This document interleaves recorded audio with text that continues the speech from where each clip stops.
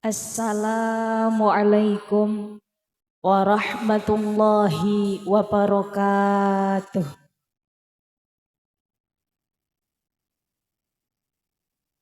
Bismillahirrahmanirrahim.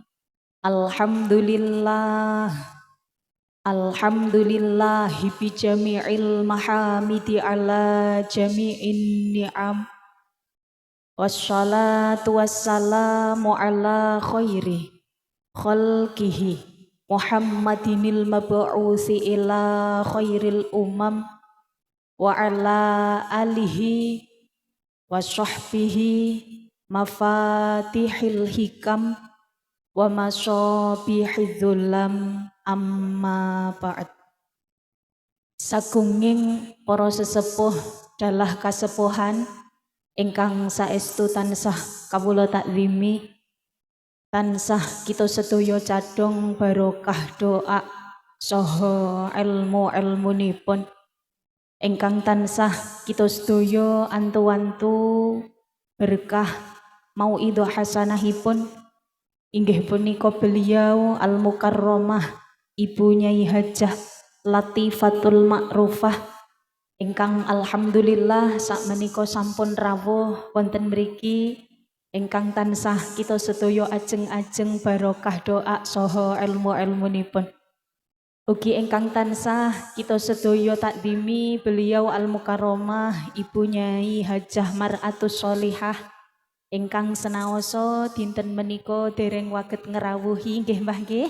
Namung alhamdulillah menika Ibu Nyai Hajah Latifah sampun rawuh wonten mriki sakmangke badhe matringi kathah sanget ngelmu dumateng kita panjenengan sedaya ingkang saestu sedaya ingkang kawula antu-antu barokah doa saha ilmu-ilmunipun.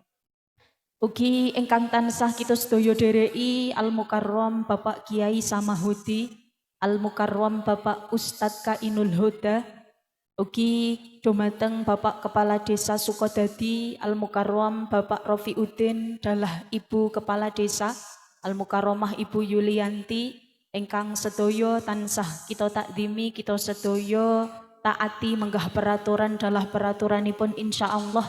Ugi mboten kasupen dumateng Bapak Kepala Dusun Al-Mukarram Bapak Ahmad Saban, Bapak RW Al-Mukarram Bapak Edi Hasono, ugi Bapak RT 1 Al-Mukarram Bapak Edi Suprayetno, Bapak RT 2 Al-Mukarram Bapak Nur Cahyono, sedaya ingkang tansah kita takdimi, kita sedaya mulyakaken. Boten kasupen ugi dumateng Ketua Pemuda-Pemudi nggih menika Mas Nur Anas ingkang tansah kita takdimi, kita mulyakaken. Boten kasupen dumateng sedaya para rawuh ingkang sampun danganaken wekdalipun rawuh wonten mriki ingkang tansah kamulyakaken Allah Subhanahu wa taala. Boten kasupen ugi dumateng menika grup qasidah My Devi ingkang luar biasa kepanggih malih nggih Mama Muda ngendikane wong jatose badhe kula matur Mbak tapi kok ternyata sampun garwa ngoten nggih Mbah nggih. Nah dados niki sampun ibu-ibu tapi masih aura mbak-mbak, Masya Allah luar biasa ingkang saestu suwantene menggelegar ingkang tansah kita banggaaken, kita mulyakaken. Ugi dumateng rencang-rencang sahabat-sahabat Garva PAC Bandungan ingkang tansah kamulyakaken Allah. Boten kasupen dumateng pemeriah adicara wonten bapak-bapak YouTuber ingkang luar biasa, Ibu YouTuber, ugi sedaya Bapak Sound System dalah samudayanipun ingkang tansah kamulyakaken Allah Subhanahu wa taala. Boten kasupen dumateng sedaya niki ingkang nembe pados maisyah wonten Bapak Ibu sadean sosis, sadean cilok, sadean es teh dan lain sebagainya sampun pinarak napa dereng Mbah? Dereng, mangkin waget dipun pinarai nggih Mbah nggih. Nah, ting mriki sedaya ingkang nembe pados maisyah mugi pinaringan rizki ingkang halal barokah amin amin ya rabbal alamin. Ugi kagem sedaya warga masyarakat sederek-sederek Bekuning ingkang tansah kita sedaya mulyakaken. Saderengipun monggo sareng-sareng kita ngunjukaken raos syukur wonten ngayunan dalam Allah Subhanahu wa taala ingkang pundi Gusti Allah sampun maringi kathah sanget kanikmatan karohmatan dumateng kita panjenengan sedaya sehingga wonten ing saah menika kiambek waget makempal manunggal kanthi boten manggihi alangan setunggal punapa. Pramila monggo raos kesyukuran sareng-sareng kita ikraraken kanthi waosan tahmid. Alhamdulillahirabbil alamin. Allahumma sholli ala sayyidina Muhammad. Sholawat ma'asalam mugi katur dumateng pemimpin umat, pemegang kunci syafaat tenggene dinten kiamat nggih menika Kanjeng Nabi Muhammad sallallahu alaihi wasallam. Ingkang kita sedaya antu-antu syafaatipun wiwit saking donya dumugi sak mangke wonten ing alam kelanggengan. Amin amin ya rabbal alamin. Para rawuh ingkang kawula mulyakaken, sampun ngantuk? Dereng, tasih semangat nggih Mbah. Nggih, sampun dahar napa dereng? Sampun ngunjuk napa dereng? Sampun, alhamdulillah. Saderenge kula aturi pantun riyen nggih Mbah. Ubur-ubur ikan lele, para rawuh tos pundi kabare. Sebelah mriko dereng enten suwantene nggih Mbah. Kula wangsuli nggih. Ubur-ubur ikan lele, para rawuh tos pundi kabare. Ubur-ubur ikan lele ingkang rawuh mugi lancar rezekine. Amin ya rabbal alamin. Pantune sampun sholawat sareng ngeten nggih Mbah kersane ical susahe. Maulaya sholli wa sallim iman abada ala habibika khairil khalqi kullihim huwal habibul turja syafa'atuhu likulli hawli minal ahwali muqtahimi. Maulaya sholli wa sallim daiman abada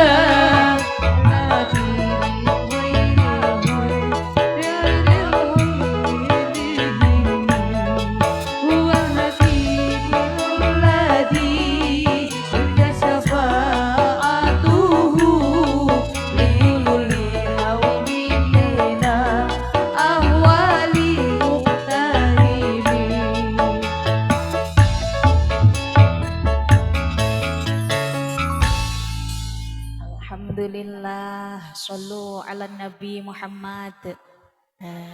Iki ngeprank ibu-ibu vokal nggih Mbah nggih. Nyuwun agung ing pangapunten Ibu. Para rawuh ingkang kawula mulyakaken ugi ngaturaken matur sembah nuwun niki nembe kula nglenger mboten semerep menawi wonten ingkang napa nuwun sewu maringi werni-werni saestu kagem panitia matur sembah nuwun. Para rawuh ingkang kawula mulyakaken bingah remen sanget kawula waget lumarap sowan mriki kita sedaya sareng-sareng niat pengaosan dalam rangka nyadranan ruwahan dan khotmil Quran. Ngaten nggih Mbah nggih. Niki kaget mboten kok teng foto ayu kok sing asli jebolane kaya ngonten. Ngoten nggih Mbah nggih. Oh ayu, alhamdulillah matur sembah nuwun Mbah. Teng mriki saestu perkawis kita sedaya kempal-kempal dalam rangka pengaosan, kempal-kempal dalam rangka tenggen majelis ingkang sae, majelis ingkang fa insyaallah mardiyah. Mugi-mugi majelis ingkang pinaringan ridhonipun Allah Subhanahu wa taala. Napa malih saking enjang sederek-sederek mbekuning niki sampun nganakaken nyadranan. Sedaya sama sedekah, sedaya sama ngintun para leluhur, para arwah-arwah ingkang sampun wonten tenggene alam kubur. Ting pundi fa insyaallah menandakan sedaya sederek ingkang rawuh, sedaya sederek wonten bekuning niki termasuk piyantun-piyantun ingkang soleh. Amin ya rabbal alamin.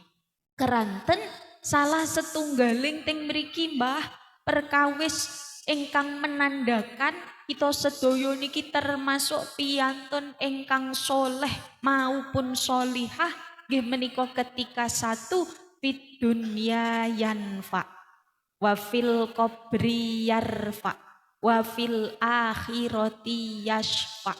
Setunggal ketika kita sedaya gesang teng alam donya ni waget manfaat, gesang manfaat. Wa fil qabri yarfa, ketika benjang tiang sepuh simbah-simbah kita panjenengan sedaya sampun wonten tenggen alam kubur kiyambek waget nginggahaken derajate. Carane nginggahaken derajate dos pundi? Kita sedaya kintun mawi kalimah-kalimah thayyibah. Kita sedaya sedekah diniati kagem nyodakoi ngimbeti sekecane piyantun ingkang sampun wonten tenggene alam kubur. Wa fil qabri yarfa wa fil akhirati yashfa. Ketika benjang kiambek sampun wonten tenggen alam kelanggengan waget dados piyantun ingkang nulungi tiyang sanes. Dados sareng-sareng tolong menolong, ngoten nggih Mbah nggih. Tapi ngenten para rawuh ingkang kawula mulyakaken, wagetipun kita sedaya nggayuh derajat ingkang fid dunya yanfa wa fil qabri yarfa wa fil akhirati yashfa. Niki kedah kagungan bekal, kedah kagungan sangu, kedah kagungan ngelmu. Manten nggih Mbah, sedaya niki kedah kiyambek ngelmoni, sedaya niki kedah kita sedaya mangertosi tata caranipun. Nah, salah satune supados kita sedaya nggadahi ngelmu nggih menika dengan nindai pengaosan utawi pengajian. Ngenten niki. Dados santri niku wonten santri ingkang ngedep dampar nggih Mbah, enten santri ingkang panci sampun S3 utawi S3, santri saya sepuh ngoten nggih Mbah nggih. Nah niki pun kok sami tilek-tilek napa gelo kepanggih kula Mbah? Mboten saestu. Nggih, kula tak sekedap mawon keranten bunyai sampun rawuh. Ngoten nggih Mbah nggih. Atus niki sekedhik kula matur santri enten santri ingkang alit-alit tasih ngedepipun dampar ngaosipun mawi kitab, mawi buku, mawi seratan, mawi pulpen. Nek kita sedaya niki sampun S3 utawi S3, santri saya sepuh. Modale napa Mbah? Modale napa Mbah? Midhangetaken kalih lenggah. Ngoten nggih Mbah nggih. Kadang mawon ngenten, modale midhangetaken kalih lenggah tasih kados pisang kluthuk ketutupan kupluk. Gayane mantuk-mantuk jebule enten Masya Allah. Nah niki nuwun sewu para rawuh ingkang kawula mulyakaken. Kadang kita sedaya sing bermodalkan lenggah kalian niki midhangetaken tasih mantuk-mantuk gayane jebule pun ngantuk. Nah niki mugi-mugi ingkang ngantuk mangke menawi ngaos kalian bunyai ical ngantuke. Ngoten nggih Mbah nggih. Amin ya rabbal alamin. Nah kedah ngaos. Nah, teng mriki wonten bekuning niki ugi wonten kala wau alhamdulillah lare-lare ingkang sampun nderek wonten TPQ, wonten madrasah niki alhamdulillah sampun hataman. Kita dongaaken sareng-sareng mugi-mugi hataman niki menjadikan tambahipun semangat anggen madosi ngelmu-ngelmune Gusti Allah, sehingga adik-adik kalau wau ingkang sampun hataman mugi dipun paringi nasib ingkang sae donya akhiratipun, dipun dadosaken piyantun ingkang ilmiah amaliyah ilmiah. Amin amin ya rabbal alamin.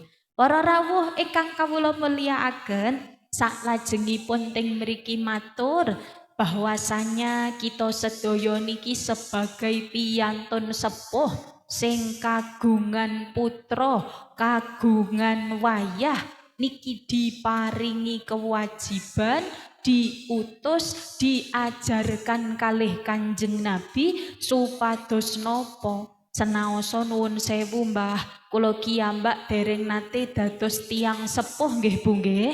Nah kula dereng keranten kula tasih jomblo Bu. Nah kok mek jomblo wae ngoten nggih Mbah. Nah niki kuatose kula ngenten lho wong Mbak Nana isih jomblo kok wis ngandani wong sepuh mboten nggih Mbah. Niki namung maturaken dawuhipun Kanjeng Nabi. Menggah Kanjeng Nabi dos pundi dipun dawuhaken man razaqahullahu biwaladin wa alaihi bita'dibihi wa ta'limihi.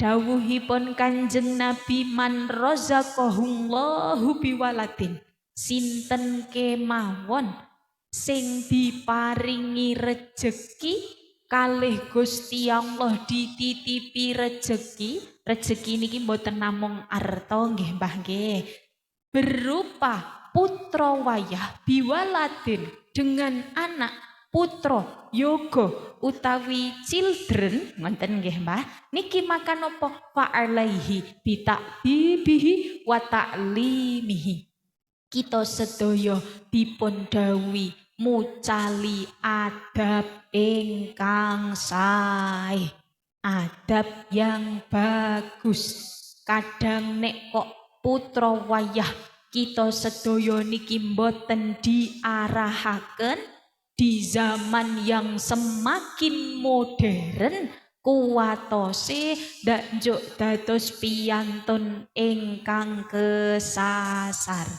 Halo Mbah.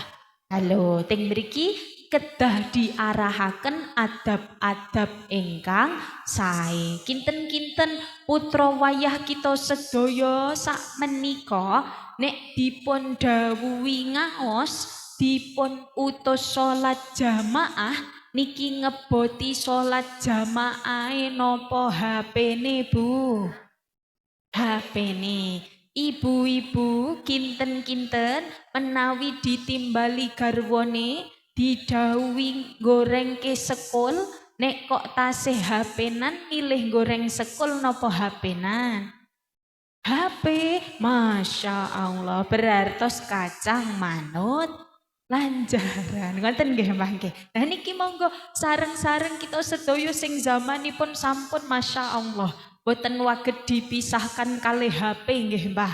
Badhe sare mresanine HP, dahar kalih mresani HP, wungu sare langsung nuweni HP, tindak nggih kedah ngasta HP. Mugi-mugi pinaringan barokahipun Samsung. Amin, sinten sing amin. Mboten nggih Mbah nggih. Nek mboten Samsung nggih Vivo, Oppo, iPhone pun masyaallah ya Rabbi ya Karim. Insyaallah mugi-mugi kita sedaya senaosa saestu teng mriki keranten zamanipun panci sampun zaman serba online, mugi waget bagi wekdalipun ugi menggunakan HP kanthi perkawis-perkawis ingkang sae. Amin ya Rabbal alamin. Niki sepindah kewajibanipun tiyang sepuh nggih menika mucali adab ingkang sae. Fa'alaihi bita'dibihi wa ta'limihi. Salajengipun napa selain mucali adab kita panjenengan sedaya dipun dawuhi dipun utus Kanjeng Nabi supados mucali ngelmu ingkang sae diparingi ngelmu. Nek kok ngraos kita sedaya dereng cekap badhe maringi ngelmu wagetipun tasih dumugi Iqra kemawon sak mangke berartos kiyambek wucalaken Al-Qur'an padosaken guru ingkang sanatipun musalsal ila Rasulillahi sallallahu alaihi wasallam. Ngaten nggih Mbah nggih. Kita sedaya ajak wonten masjid. Kita sedaya ajak wonten TPQ, wonten madrasah diniyah, wonten Al-Mukarram, Romo Kiai Samahudi dan lain sebagainya tenggene pondok pesantren Monggo sareng-sareng kita titipaken lareh kula lan panjenengan sami supados pinaringan ngelmu-ngelmu ingkang sae. Keranten napa? Ki ambek nek kok nggadahi putra wayah niki kagungan ngelmu, boten kedah dados Pak Kiai nggih Mbah nggih. Kok ngelmu agami niki penting. Badhe dados Pak Lurah nggih kedah gadah ngelmu agami supados boten ting mriki dolim. Badhe dados Pak Camat nggih kedah kagungan ngelmu agami supados boten dolim. Sedaya badhe dados presiden, dados dokter, dados guru, dados nopo kemawon niki kita sedaya kedah nggadahi ngelmu-ngelmunipun Gusti Allah supados antuipun bekerja, antuipun pados nafkah niki sesuai kalian syariat agami Islam. Ngaten nggih Mbah. Dados monggo sareng-sareng kita semangati putra wayah kula lan panjenengan sami senaosa sampun hataman Al-Qur'an niki bukan berarti selesai antuipun ngaos, tapi justru niki menjadi titik awal perjuangan putra wayah kita panjenengan sedaya. Iman tenan duwe putra mboten diken ngaji. Iman tenan gadah wayah mboten diken ngaji. Yen wong tuwa sedo ora gelem ngirim donga, wong tuwane sedo malah sibuk rebutan bondo. Na'udzubillahi min dzalik. Sholli wa sallim daiman ala hamada. Sholli wa sallim daiman ala hamada. Wal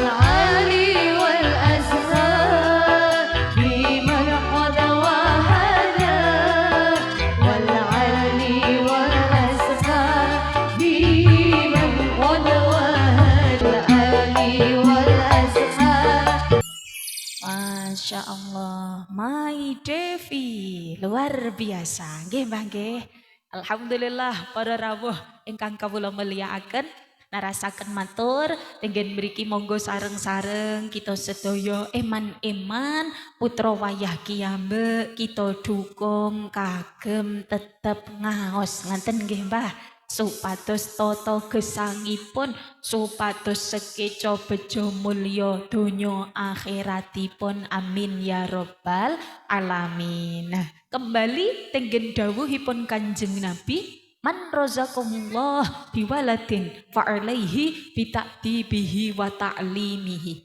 Kenang nopo kita sedaya kok dipun dawuhi mucal adab ingkang sae, mucali ngelmu-ngelmu ingkang sae. Keranten nek kiyambek kersa mucal adab ingkang sae, nuntun tenggen ngelmu-ngelmu ingkang sae, ketika putra wayah kiyambak sampun sukses sesuai kalian ajaranipun Gusti Allah, kiyambak bakal diparingi pitulungan, disyafaati kalih putra putrine. Remen napa mboten Mbah? Remen nggih Mbah. Tapi sebaliknya, waman taroka waladahu jahilan, sinten kemawon sing kok nilar putra wayahe kanthi keadaan jahil, kanthi keadaan nuwun sewu Mbah boten nggadhahi ngelmu, nuwun sewu Mbah nek basa kasare bodoh, ngaten nggih Mbah nggih.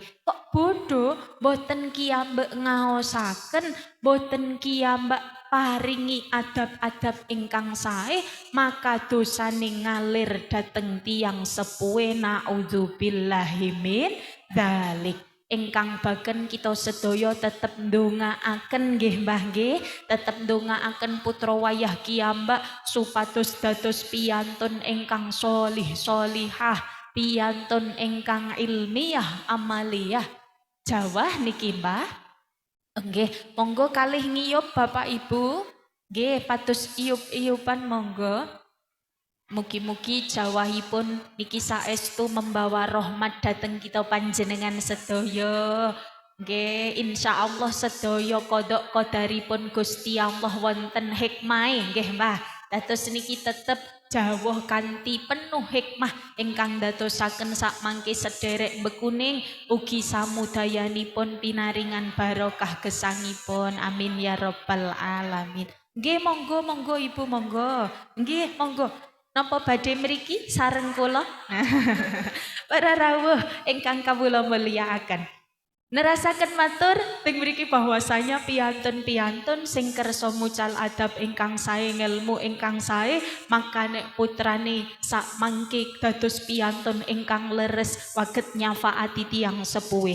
Tapi nek kok putra-putrine ditilar kanthi keadaan jahil kalih tiyang sepuhe mboten dingaosake kalih tiyang sepuhe mboten diwucali adab ingkang sae maka nuwun sewu sak mangke dosane nggih ngalir dhateng yang sepuhe naudzubillahi min dzalik. Insyaallah sedaya sederek termasuk piantun-piantun ingkang teng mriki berhak nampi syafaat. Amin ya rabbal alamin. Para rawuh ingkang kawula mulyakaken niki ingkang panjenengan nantikan ingkang kita sedaya antu-antu rawuhe alhamdulillah sampun rawuh. Dados saking kula boten sah dangu-dangu nek pemanasan saderenge olahraga niku biasane sekedap napa dangu.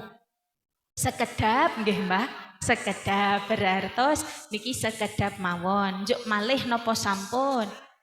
Malih saestu panjenengan pun teklak-tekluk niku Mbah. Oh nggih, teklak-tekluke mantuk-mantuk paham nggih Mbah nggih. Amin ya rabbal alamin nggih.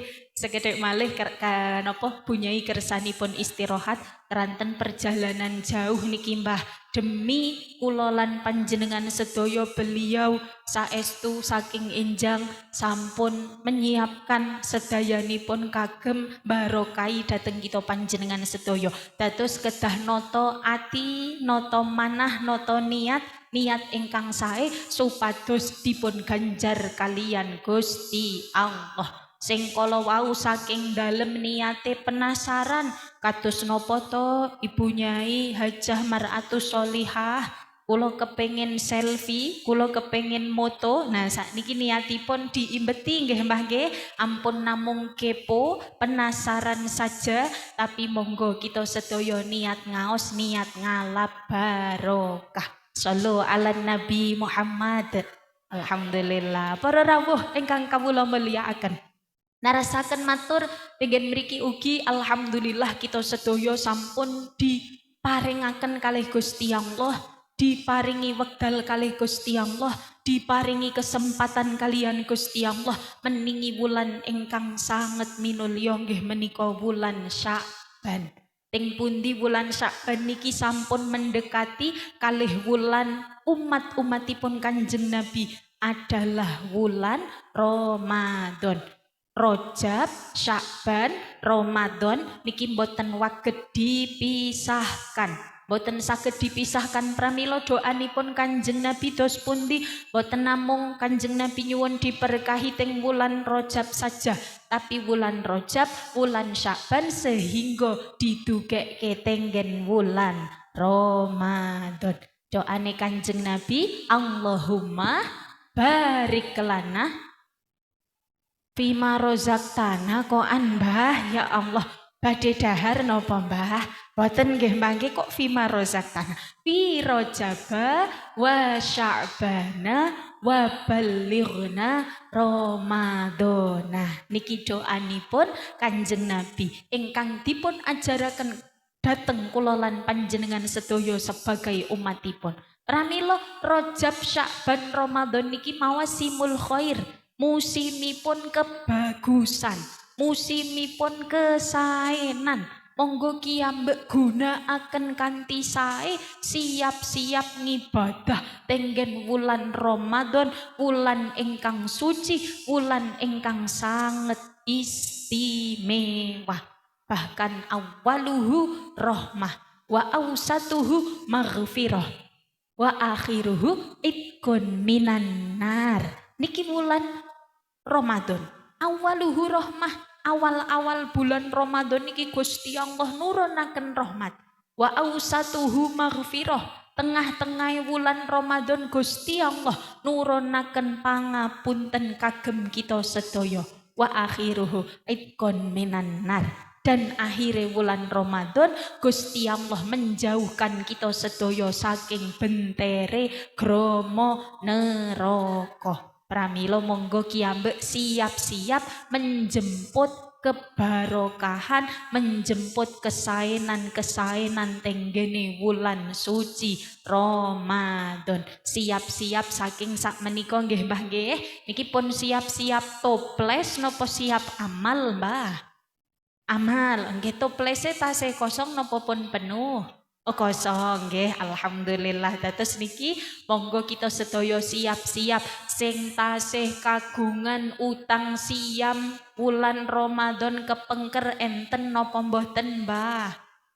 Enten, Masya Allah, badhe disarutang kapan niki? Oh sampun, alhamdulillah keranten menawi sampun bakda nisfu Sya'ban iki kiambek boten pareng siam nggih Mbah, kejawi siam wajib utawi siam nyarutang. Nek nyarutang boten menapa, tapi kok nek namung siam sunah niki mending kiambek boten siam rumiyin, makruh hukumipun. Ngaten nggih Mbah nggih. Para rawuh ingkang kawula mulyakaken, saestu monggo kiambek sareng-sareng persiapkan ngamal ngibadah ingkang sae, mumpung tasih diparingi kesempatan, mumpung tasih dipun paringi yuswa kalih Gusti Allah, kita perjuangkan mugi-mugi benjang dengan kebaikan kita sedaya, dengan keistiqomahan ngibadah kula lan panjenengan sami dadosaken kita sedaya dipundhut kanthi keadaan husnul khotimah. Amin amin ya robbal alamin. Keranten suul khotimah niki medeni nggih Mbah. Yen nafase wis tekan gulu iku nyawane bakale metu, dituntun zikir ora ka wektu, lambene ndobleh untune. Masya Allah, medeni nggih Mbah, zikir sareng monggo. La ilaha illallah, la ilaha illallah, la ilaha illallah, Muhammadur Rasulullah, la ilaha illallah, la ilaha illallah, la ilaha illallah, Muhammadur Rasulullah. Alhamdulillah. Mugi lumantar waosan tahlil, lumantar waosan kalimah la ilaha illallah dadosaken kita sedaya ketuntun sehingga waket nggayuh sedo kanthi keadaan husnul khotimah. Amin amin ya robbal alamin. Keranten ting donya niki namung sementara, kiambek namung mampir nek coro tiang sepuhe mampir ngombe ngaten nggih Mbah, namung mampir ngunjuk sauprit wekdalipun. Pramila kiambek ginakaken kanthi sae, kita sedaya gunakaken kanthi ngamal-ngamal ingkang sanget dipun remeni kalian Gusti Allah. Mugi-mugi kiambek dikiyataken diparingi keistiqomahan. Amin ya robbal alamin. Para rawuh ingkang kawula mulyakaken, saterasipun teng mriki kita sedaya kala wau alhamdulillah sampun sareng-sareng nyadranan utawi ruwahan niki identik kalian tradisi wonten daerah-daerah kita panjenengan sami ngintun para leluhur niki estu al abna tadullu ala syarfil aba. Anak-anak niki dados penanda sukses tidaknya orang tua. Dados monggo kala wau sampun kula maturaken soleh niku sing teng mriki salah satunya wafil qabri yarfa. Ketika tiang sepuh sampun wonten teng alam kubur, kiambak berusaha meninggikan derajatnya. Kiambak berusaha sareng-sareng ngintun supados tambah derajate di hadapan Gusti Allah. Ngoten nggih Mbah. Pramila saking menika monggo sareng-sareng kiambak ngimbeti malih antuke ngintun tiang sepuh kula lan panjenengan sedaya. Mumpung tasih diparingi kesempatan supados menawi benjang kiambek teng alam kubur nggih tetep dikintun kalih putra wayahe. Keranten nek cara piyantun sepuh sapa nandur bakal panen. Nah kiambek nandur sae insyaallah panen putra wayah ingkang sae. Kiambak teng mriki tidak pernah lelah ndongaaken para sesepuh kita panjenengan sami insyaallah saestu wayah-wayah putra-putra kita sedaya kagolong putra wayah ingkang sae amin ya rabbal alamin. Para rawuh ingkang kawula mulyakaken ugi teng mriki dengan adanya kiambek sedaya rawuh niki merupakan salah satu ikhtiar kita panjenengan kagem ngersii manah niki kedah diresii, kedah dibersihkan. Likulli syai'in sikolun wasikolul qalbi dzikrullah. Sedaya perkawis niki betahaken reresik Mbah. Pramila sing saged ngersii manah adalah ngatah-ngatahaken dzikir dhateng Gusti Allah. Inna sholati wa nusuki wa mahyaya wa mamati lillahi rabbil alamin lillahi rabbil alamin. Sak temene salat kula ngoten nggih Mbah nggih. Niki pun ngantuk napa dereng? Nah, nggih kalih mantuk-mantuk kalih kula ngoten nggih Mbah. Monggo sak temene salat kula ngibadah kula malih. Nah niki Mbak Mai Devi ngantos pun nada mriko nika nggih Mbak tasih kula ngoten nggih Mbah nggih. Bang Suli nggih Mbah, pokoke jenengan ngendika kula setuju nggih. Sak temene salat kula ngibadah gesang kula lan pejah kula namung lho konco sing terakhir namung Allah nggih Mbah mboten namung kula. Nah batine wong mau ngendikane mek kula mawon nggih kula ngoten nggih Mbah. Sing terakhir namung Allah. Sepindah malih tasih ikhlas nggih. Sak temene salat kula ngibadah kula gesang kula lan pejah kula namung Allah lan pejah kula namung Allah. Alhamdulillah. Oh lanjut Bu, nggih niki lanjut sholatullah ngoten nggih. Nah, makin nek lanjut terus dak boten cekap-cekap, kita teruskan pertemuan yang akan datang ngoten nggih Mbah. Para rawuh ingkang kawula mulyakaken, saestu monggo kiambek sareng-sareng ngatah-ngatahaken dzikir dhateng Gusti Allah, ngatah-ngatahaken emut dhateng Gusti Allah.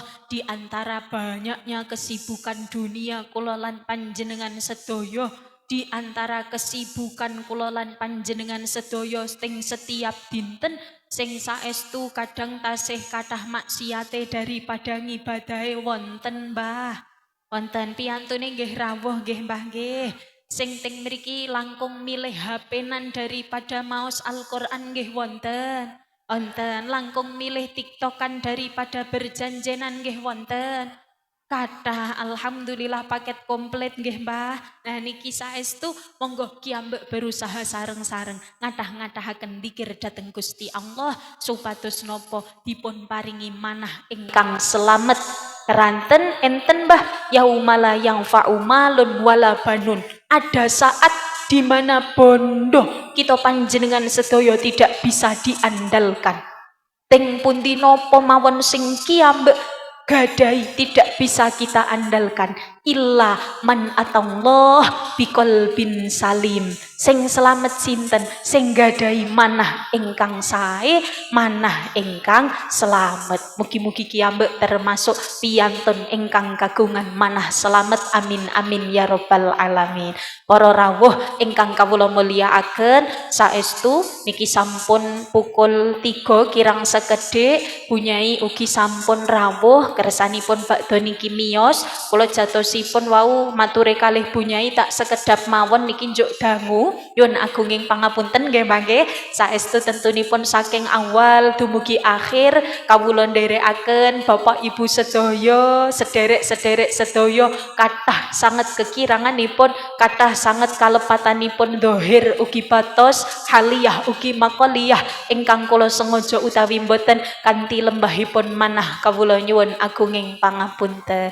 Saestu mugi-mugi benjang pinanggih malih kanthi keadaan ingkang sehat, kita sedaya dipun paringi yuswa ingkang panjang, ingkang barokah fi taatillah, keluargi ingkang sakinah mawaddah warahmah, dzurriyyah sholih sholihah, pinaringan rizki halal barokah, waget ngimbeti tegel ugi sawah, enggal-enggal sowan Mekah Madinah, sak maos-maos dipun kersakaken Gusti Allah, mugi pinaringan derajat husnul khotimah min ahlil jannah, amin amin ya rabbal alamin. Para rawuh ingkang kawula mulyakaken, mekaten ingkang waget kawula aturaken saestu sedaya kalepatan nyuwun agunging pangapunten, kula cekapaken semanten wal afu minkum, tsumma assalamu alaikum warahmatullahi wabarakatuh.